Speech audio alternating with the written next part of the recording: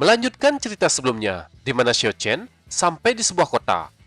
Kota tersebut bernama Yuche City, sebuah kota yang sangat sunyi. Dikabarkan ada hantu yang muncul di sana. Pada malam hari, Xiao Chen berkeliaran dan bertemu dengan seorang gadis. Gadis ini adalah pelaku yang membunuh orang-orang. Ketika akan membunuh gadis tersebut, seorang pria tua muncul. Dia mengatakan, gadis ini tidaklah jahat. Dia hanya membunuh orang-orang jahat dan tidak melakukan hal jahat pada orang lain. Mengetahui hal itu, Xiao Chen melepaskannya.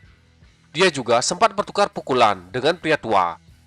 Dari pertukaran tersebut, Xiao Chen menyimpulkan, pria tua mengalami luka pada meridian. Xiao Chen akan menyembuhkannya, namun pria tua harus melakukan kontrak jiwa. Pria tua sempat ragu. Pada akhirnya, dia memutuskan melakukan kontrak jiwa. Xiao Chen memperhatikan kontrak jiwanya dengan pria tua tersebut. Dia tersenyum, tidak menyangka mendapatkan sesuatu yang baik. Kekuatan jiwa Pak Tua ini sangat kuat. Dia bisa menjadi salah satu kekuatan terbesarnya. Di lain sisi, Pak Tua menjadi penasaran siapa sebenarnya pemuda di depannya. Xiao Chen menatap gadis yang ada di sampingnya, kemudian bertanya, apakah dia sudah membuat pilihan? Membuat kontrak jiwa atau mati?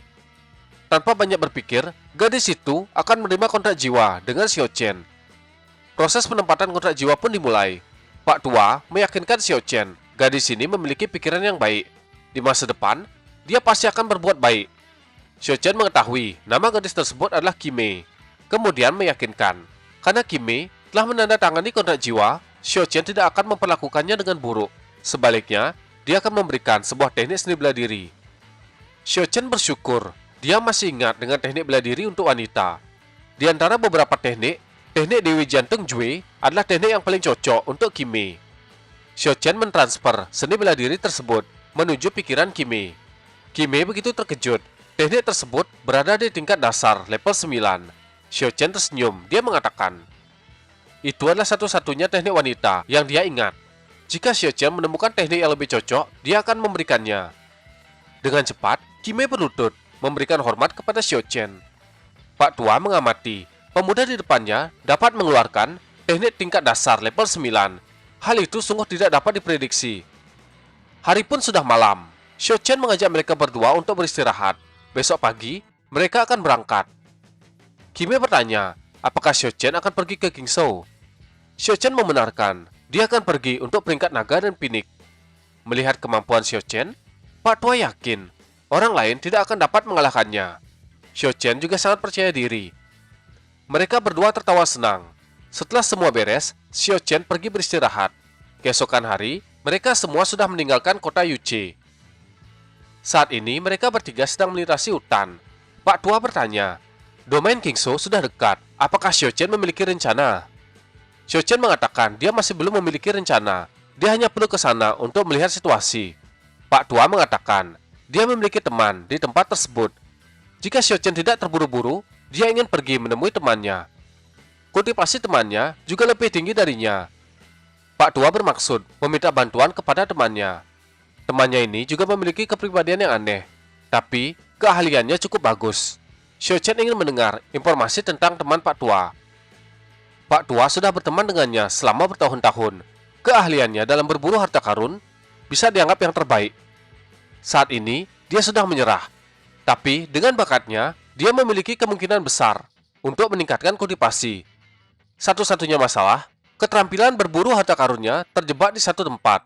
Xiao Chen bergumam, keterampilan berburu harta karun adalah pelatihan untuk mencuri surga, dan itu akan dibatasi. Jika orang tersebut tidak dapat melakukan sesuatu yang besar, sudah jelas, dia tidak akan dapat meningkatkan level skillnya. Xiao Chen memutuskan, mereka akan pergi menemui orang tersebut. Mereka bertiga kembali melanjutkan perjalanan. Di sebuah kota, ada banyak orang berkumpul. Hal itu terlihat tidak seperti biasa. Saat ini, Xiao Chen dan kelompoknya sudah sampai di sana. Melihat kerumunan, Qimei mengatakan, kemungkinan besar mereka adalah orang-orang dari keluarga bergengsi dan menghentikan orang-orang untuk mencapai peringkat naga dan pinik. Xiao Chen tidak ingin memikirkan hal itu. Jika orang tersebut ingin menghalangi, Xiao Chen akan membunuhnya. Salah satu dari orang-orang berteriak. Sambil menunjuk, dia bertanya, siapa kau? Berani sekali menyuruh kita semua pergi. Pria itu begitu percaya diri dengan identitasnya. Salah seorang yang ada di atas tembok gerbang menjawab, dia adalah bagian dari Sakti Iron Blood, domain King Sho. Seketika, tubuh pria tersebut langsung menggigil begitu mendengar nama Sekte Iron Blood. Dia berbalik, bergegas pergi. Sepertinya, Pak Tua juga mengenal sekte tersebut. Melihat Xiao Chen bingung, dia menjelaskan, Sekte Iron Blood adalah sekte terbesar di domain King Sho, dengan banyak orang di dalamnya. Terlebih lagi, semua orang yang ada di dalamnya begitu kuat. Meskipun dikenal sebagai Sekte Iron Blood, namun sekte tersebut berisikan banyak orang tercela yang akan memanfaatkan segala cara demi mencapai tujuan mereka. Pak Tua memikirkan sosok-sosok yang ada di dalam sekte tersebut. Master Sekte Iron Blood sudah menjadi kultivator jiwa ganda 5 tahun yang lalu. Kemungkinan besar, sekarang dia sudah bertambah kuat. Terlebih lagi, Tuan Muda Sekte Iron Blood, dia adalah orang jenius dalam kultivasi. Dia sudah berada di puncak Shenwu, satu langkah lagi untuk melakukan penerobosan. Kemungkinan, sekarang dia sudah menerobos. Xiao Chen tidak menganggap orang-orang tersebut. Dia mengatakan, mereka semua adalah semut. Kemudian terus berjalan mendekat ke gerbang. Tindakan tersebut sangat mencolok. Salah seorang penjaga berteriak, menyuruh kelompok Xiao Chen segera pergi. Namun Xiao Chen menetap pria tua, menyuruhnya menyelesaikan masalah ini. Yang berarti, secara resmi mereka menantang Sekte Iron Blood. Xiao Chen mengatakan, itu bukanlah masalah.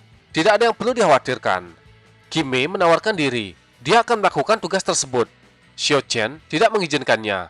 Dia berpikir, Pak Tua akan melakukannya lebih cepat dibandingkan dengan Qimei. Para penjaga kembali berteriak, memperingatkan Xiao Chen. Pak Tua melompat dan muncul di depan orang yang menjaga gerbang.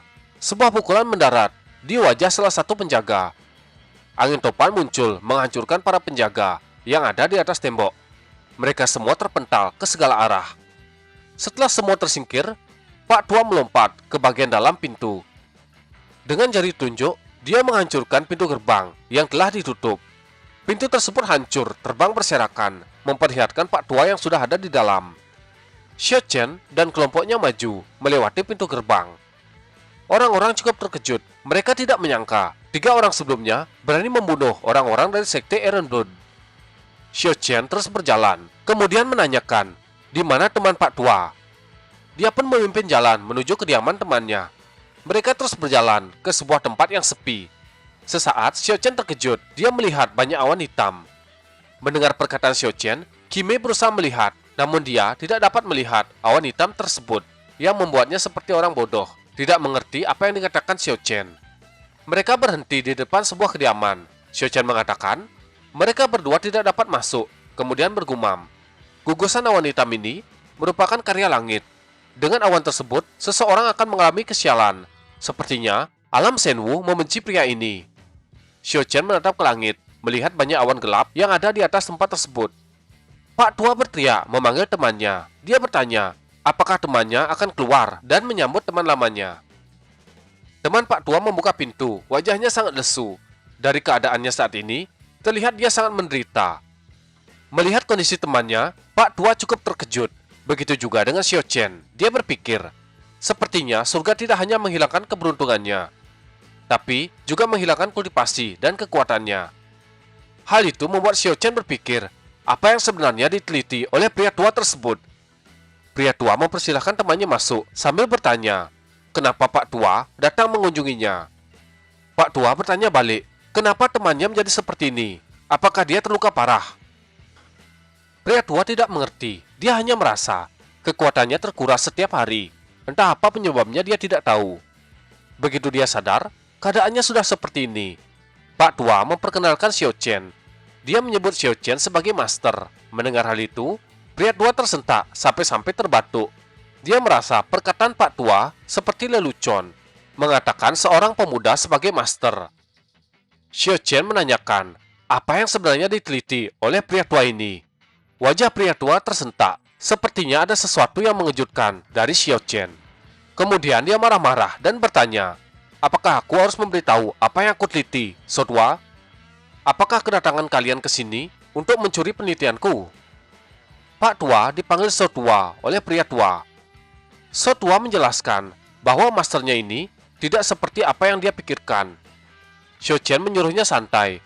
Dia hanya penasaran dan merasa Pria tua ini meneliti misteri surga, dan surga menghancurkannya. Surga tidak hanya memberinya kesialan, tapi surga juga mengambil kekuatan hidup. Dia tidak memiliki banyak waktu untuk hidup. Jika ini berlanjut, dalam waktu kurang dari 3 bulan, pria tua pasti akan mati. Perkataan Xiao Chen membuat pria tua kesal. Dia bertanya, apa maksud dari perkataan Xiao Chen? Xiao Chen hanya mengatakan, itu adalah hukuman dari surga. Pria tua merenung, sikapnya tidak seperti sebelumnya. Tiba-tiba, ada seseorang yang berteriak, menyuruh semua orang yang ada di dalam rumah tersebut keluar. Ada beberapa orang yang sedang menunggu di luar kediaman. Xiao Chen hanya melirik, kemudian menyuruh Xiao Tua menyelesaikan semuanya. Xiao Tua keluar, dia memberi ancaman. Jika mereka semua tidak mau pergi, dia akan membunuh mereka semua. Kemudian bertanya, siapa sebenarnya mereka? Berani menyuruhnya pergi. Pemimpin kelompok tersebut berteriak, menyuruh para bawahan menyerang Xiao Tua. Mereka semua begitu bersemangat dan segera maju menyerang. Dengan santai, Xiao Tua menghancurkan orang-orang tersebut. Satu serangan menyapu mereka semua. Di dalam, Xiao Chen menatap pria tua, mengatakan dia bisa membantunya menyembunyikan hukum surga. Dengan syarat, pria tua harus bersedia mengikuti Xiao Chen. Pria tua menolak. Dia begitu pasrah. Jika dia benar-benar mendapatkan hukuman surga, berarti itu adalah nasibnya. Xiao Chen tersentak dan menanyakan, apakah pria tua tidak ingin menyelesaikan penelitian? Pria tua mengatakan, sudah lama dia melakukan penelitian, tapi tidak ada kemajuan. Hal itu membuatnya frustasi. Xiao Chen mengatakan, dia dapat melihat pria tua masih ingin melanjutkan penelitiannya. Kimi juga berbicara, mengatakan masternya sangatlah kuat. Jika dia mengatakan dapat membantu, maka itu adalah kebenaran. Pria tua masih meragukan Xiao Chen, kemudian bertanya, apakah Xiao Chen benar-benar bisa membantunya? Xiao Chen meyakinkan pria tua. Mendengar keyakinan Xiao Chen, pria tua akan mempercayainya. Mendengar jawaban tersebut, Xiao Chen ingin membuat kontrak jiwa terlebih dahulu. Pria tua merasa terkejut, namun Kimi mengatakan, bukankah pria tua adalah orang yang kuat? Kenapa dia begitu terkejut? Pria tua tidak berpikir lagi, dia setuju melakukan kontrak jiwa. Xiao Chen memusatkan kekuatan, kemudian melepaskan teknik kontrak jiwa ke pria tua. Tiba-tiba, langit menjadi gelap, kilat dan guntur bergemuruh. Kilat melesat ke dalam kediaman di mana Xiao Chen dan pria tua berada. Dengan santai, si hitam melahap guntur yang datang. Xiao Chen menunjuk ke langit, mengatakan, apakah Lam Shenwu ingin menghentikannya? Apakah itu layak? Melihat tindakan Xiao Chen, ketiga orang yang ada di belakangnya sangat terkejut. Tubuh mereka tersentak. Menantang alam Shenwu adalah sesuatu yang memerlukan keberanian dan kekuatan yang besar. Langit kembali bergemuruh, bersiap memberikan sambaran. Pak Tua menatap ke langit, dia berpikir, apakah ini adalah hukuman surga? Kelompok tersebut menatap ke langit, wajahnya berkeringat. Kilatan petir sangat kuat dan mengerikan. Dia bertanya-tanya, apa yang sebenarnya terjadi? Xiao Chen menatap ke langit. Tidak ada rasa takut, begitu juga dengan si hitam. Mereka berdua terlihat bersemangat.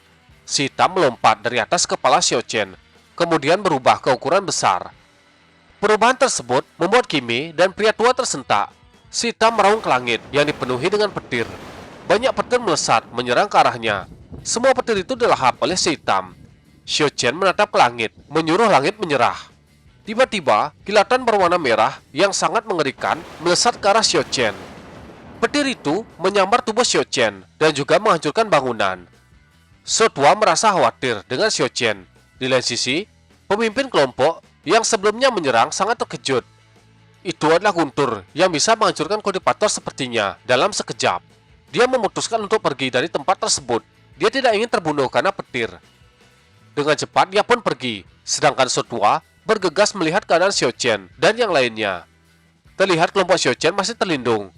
Xiao Chen kembali menatap langit dan memberi sedikit penghinaan.